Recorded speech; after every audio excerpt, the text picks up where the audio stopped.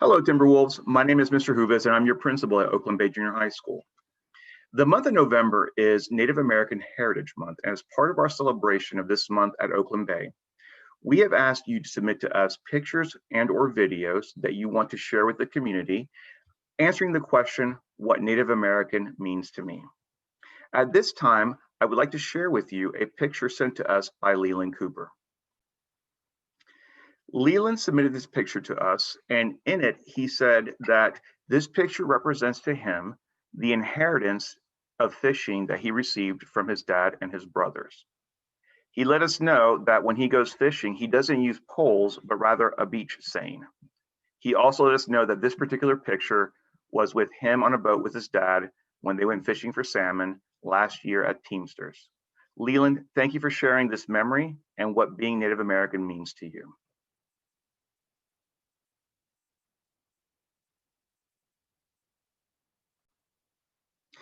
Another way that we've been celebrating Native American Heritage Month at Oakland Bay Junior High School is we have been spotlighting individuals who have made a positive impact in our community, our country, and our world on our Facebook page.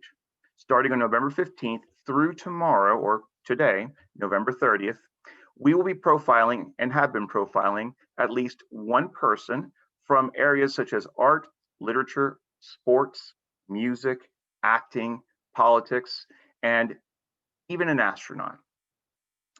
Today, what we'd like to do is show you two videos. The first video is a video about the history behind Native American Heritage Month and why it's important that we celebrate it.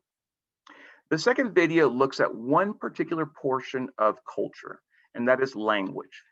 It talks about the importance of not only learning, but also maintaining alive the various indigenous languages that were spoken in the Americas long before any settlers arrived. We hope you enjoy these videos and that you find them interesting. Now, before we get started, a quick thing to let you know. There are technological issues we've been encountering. We all know this. We've gone into classes and, well, they're not there because the internet's down. That's okay. If for some reason you are not able to view or hear this video well, please don't worry because your advisory teacher has been given the direct links to the YouTube pages. So with that, stand by, and if everything works well, the first video will be the video about the importance and the history behind Native American Heritage Month.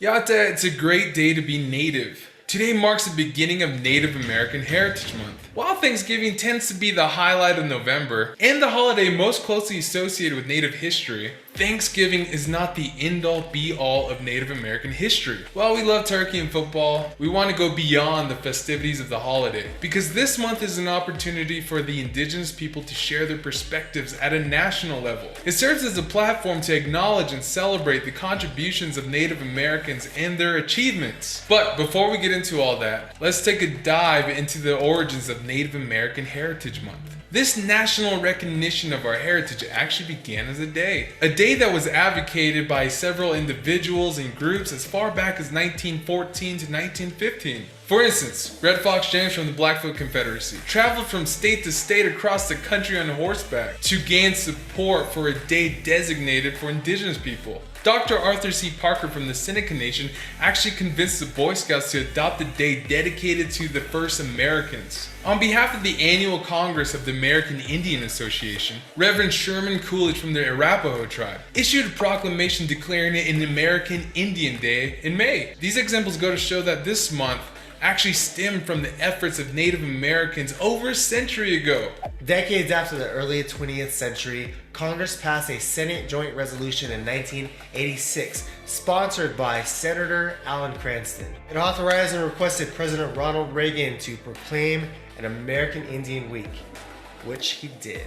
Aside from some generalizations about the contributions of Native Americans, the proclamation includes an important statement regarding U.S. tribal relations.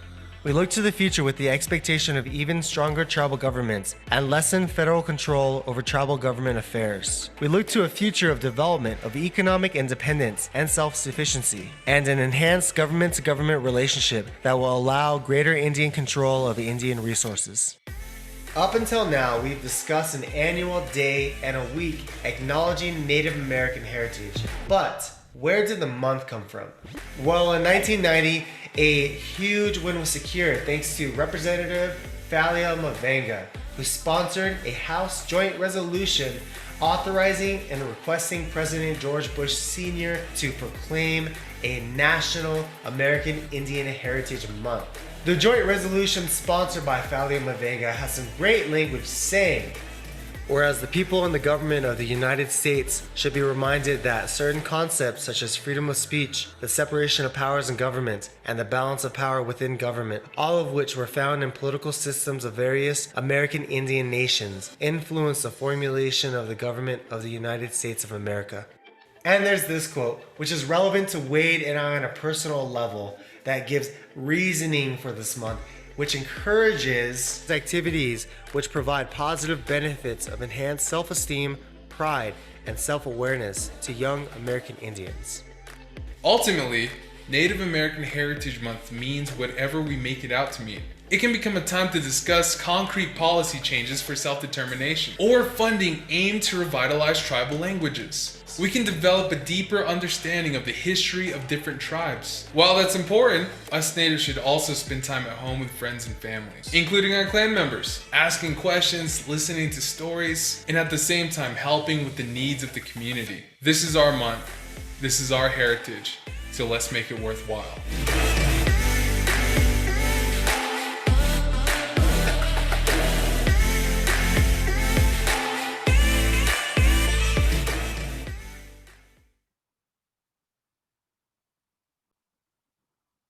As was mentioned in the video, one of the key cultural features that we need to highlight during this time is the cultural feature of language.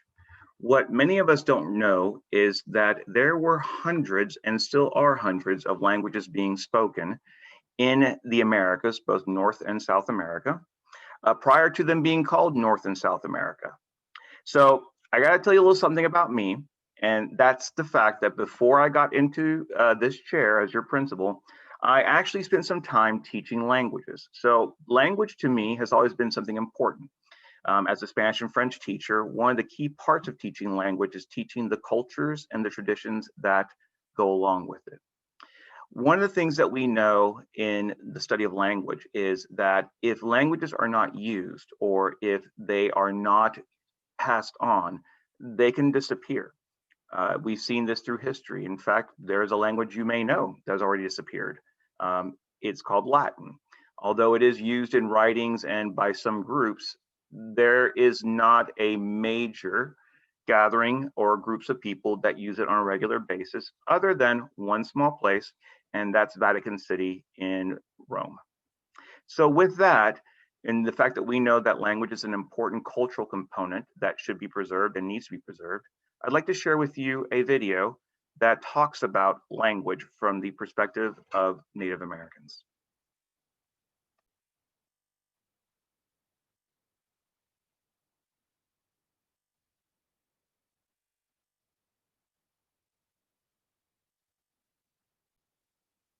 Well, apparently I'm having some technical difficulty here, but let me try this one more time.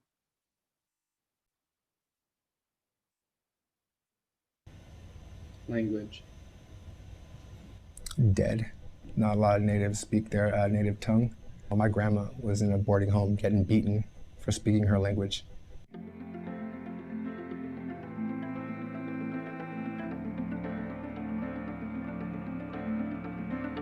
Important. I think the strongest thing that you could do as an Indigenous person is to learn your language. Important. The native language of my tribe is on the verge of being completely forgotten.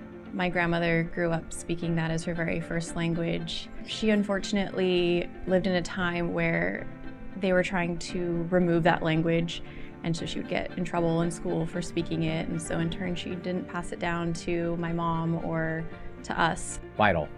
Just like in any language, there are certain words or ideas or concepts that just can't be easily or even translated at all into something different. It connects you to your history, it connects you to so many other aspects. Sacred. I personally am learning Dene, the Navajo language, and I find that very sacred. Is there any phrase you would like to share with us? Yate, hi. Sacred. With my tribe, I recently started to learn my language. It's becoming less and less known through tribal communities, and eventually there's going to be no one who can speak the Chehalis language. Is there any phrase that you would like to say? I can introduce myself. I Tate Skaitachi Sunsayach Eaton Squat Brooke Allen. That means good day. They call me Brooke Allen. I know some of my language. To say your name, to introduce yourself, it would be that's hello, my name is Holy Bluebird Woman. That's my Indian name. Culture. Important. Communication. Communication. In residential schools, like kids weren't allowed to talk their native tongue, and people are losing their languages as a result of that. Very powerful, very, very powerful. World War II would not have been successful without the Navajo Code Talkers and other Native groups that used their languages. Even though with the boarding school system, our languages were forbidden to the young ones. We weren't allowed to speak it. Extremely powerful.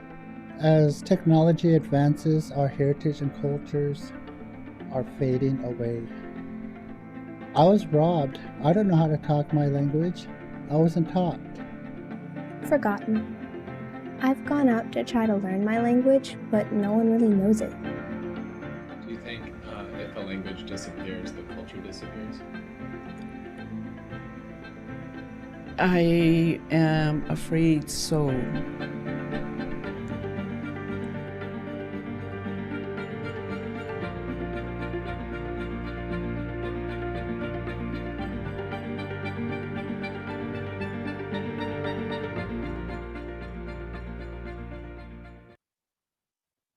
So I'd like to use this moment to let you guys know a little something that you may or may not know. In Washington State, we have an opportunity for students who graduate from high school to earn what's called the Seal of Biliteracy. Now, we tend to see a lot of students who perhaps speak Spanish or Russian or some other broadly used language. What they'll end up doing is in high school, taking tests to show that they're able to speak and write and communicate in those languages to receive the Seal of Biliteracy. What you may not know is that the state of Washington also has in place procedures and programs to ensure that those individuals who speak Native American languages or any indigenous language can also have access to that seal of Biliteracy. Now, you're probably thinking to yourself, okay, right now, not really my top priority, just trying to make sure that my Chromebook works. I get that, and that's okay.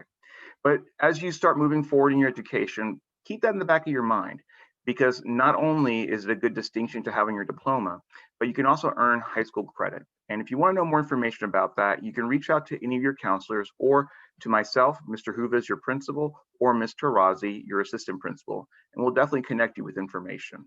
If you want to share this information with your parents or they're viewing it on our Facebook page, please, again, feel free to contact a counselor or one of us, and we will provide you with more information. So we hope that you've enjoyed this small presentation to honor a very important month in our calendar. Now, it's not completely done. We've got one more thing, and that's tomorrow. Tomorrow, each advisory will be playing a Kahoot game. The winner of that game will receive a $5 gift card to McDonald's. So what I've asked teachers to do is to submit to us the names of the winner. What we will do is we will go into Skyward and we will get your address and mailing information, and we will mail you your $5 gift card. So please talk to your parents and ask them to make sure that the information we have in Skyward is correct. And also, if you want it to pick it up some other way, or if you want some other way of being delivered, that's okay. Just let your teacher know, your advisor know, and we will make contact and we will find a way to get that gift card to you that's convenient. So until tomorrow, we hope you enjoyed this presentation. I want to thank you personally for, letting me get through some of this technology that I'm still learning. There's a few little hitches here and there, and that's part of what we deal with now, and that's okay. So whenever you're having technological issues, or if your teachers are, or both of you are, just remember, it'll pass. Just like the mistakes I made today passed.